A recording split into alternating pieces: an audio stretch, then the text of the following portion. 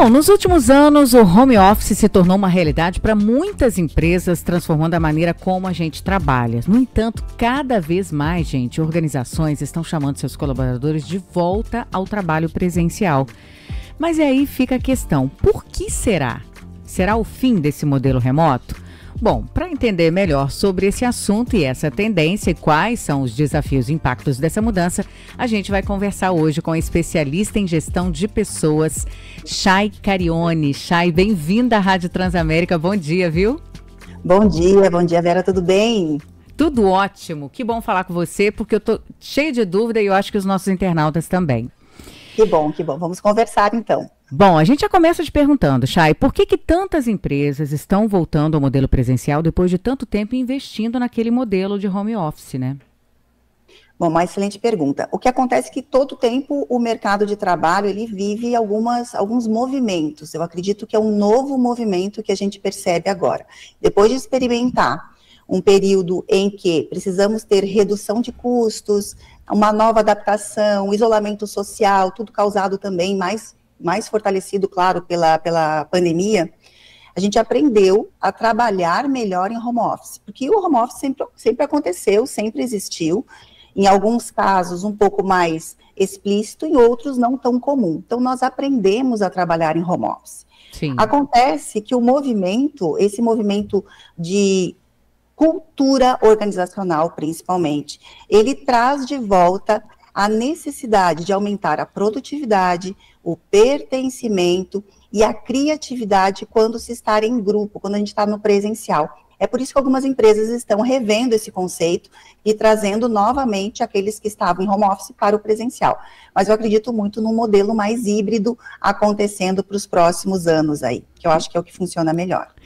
Agora, esse trabalho remoto, ele realmente reduz a produtividade ou existem outros fatores por trás dessa decisão? Porque isso é uma questão que muitas pessoas falam, eu trabalho melhor lidando com as pessoas no meu entorno, não, eu produzo melhor em casa. Isso é uma incógnita, né?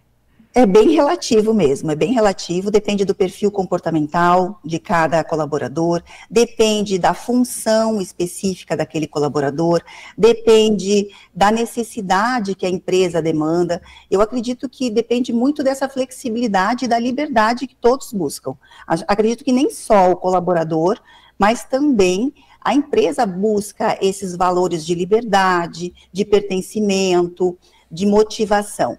No presencial, a gente tem uma característica que é mais forte, que são menos reuniões, mais criatividade, as coisas acontecem numa velocidade maior, porque você já está ali e tem uma troca imediata com alguém.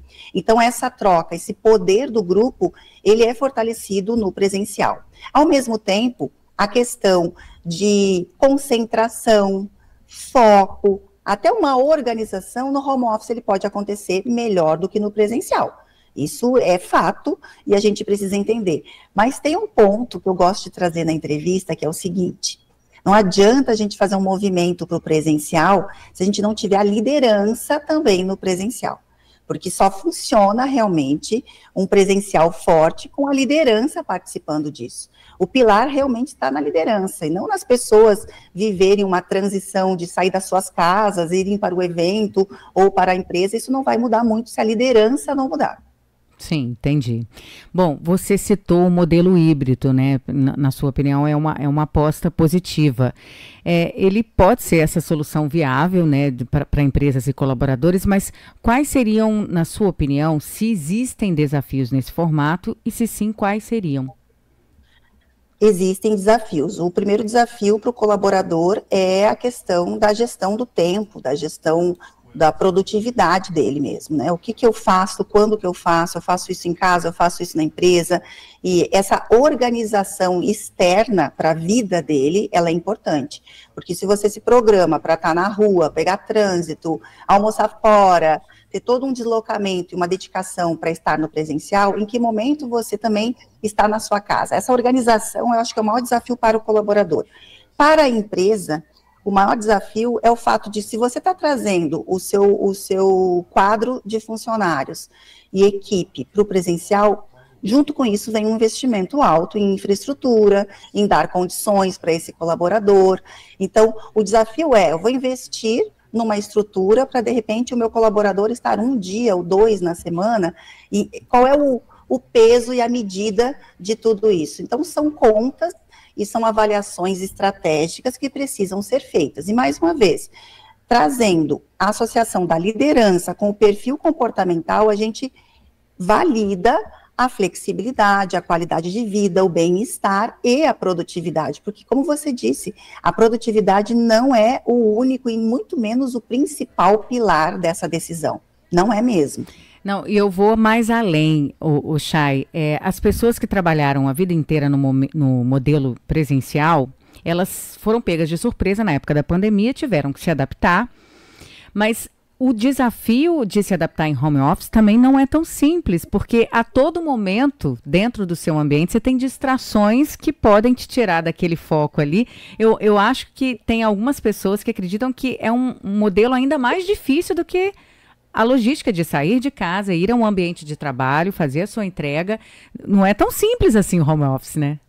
Não é tão simples mesmo. Eu sou suspeita até em falar, porque eu prefiro o presencial, e eu acredito muito, especialmente porque a gente é mulher, porque a gente tem outras distrações, tem o cuidado da casa, às vezes tem um filho, às vezes tem uma entrega que tá recebendo, e tem mais um ponto aqui, né, que a gente acaba esquecendo um pouco, que são a infraestrutura das cidades. Então, se você mora num lugar onde muitas vezes você nem tem um espaço adequado para trabalhar, você não tem uma boa internet, você não tem um espaço com isolamento acústico, muitas vezes, tem interferências externas, ou de trânsito, ou de vizinhos, ou de família. E se você mora sozinho, que a gente tem muitas pessoas da geração Z, por exemplo, que estão numa época muito produtiva de trabalho e moram sozinhos para trabalhar, mas moram sozinhos em lugares muito pequenos, com uma estrutura física que não é tão favorável para a nossa produtividade em relação ao impacto que isso nos traz. E aí a gente vê pessoas com autoestima baixa, com problemas de ansiedade, com problemas de falta de organização, porque também não se arrumam para sair, não transitam com outras pessoas, não tem a troca da comunidade, que é uma cafezinho. O cafezinho, que é muito fundamental, e o cafezinho, muitas vezes, ele pode ser uma distração, mas geralmente ele é um momento de motivação.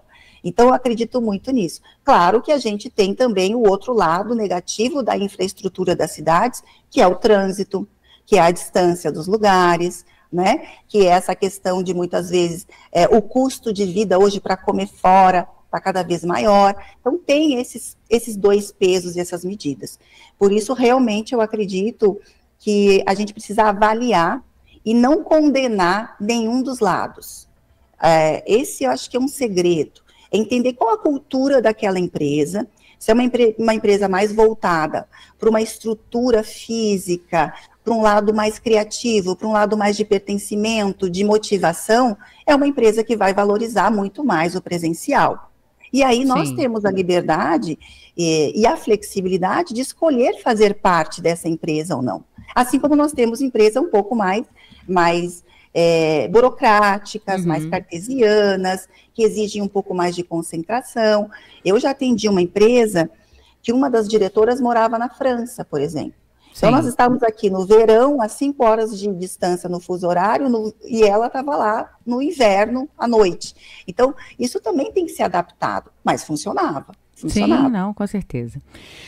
Bom, conversamos com a especialista em gestão de pessoas, Chay Carione. Muito obrigada pela sua participação aqui na Rádio Transamérica. Chay, volte mais vezes e a gente vai se esbarrar ainda falando sobre esse assunto de gestão de pessoas, acredito.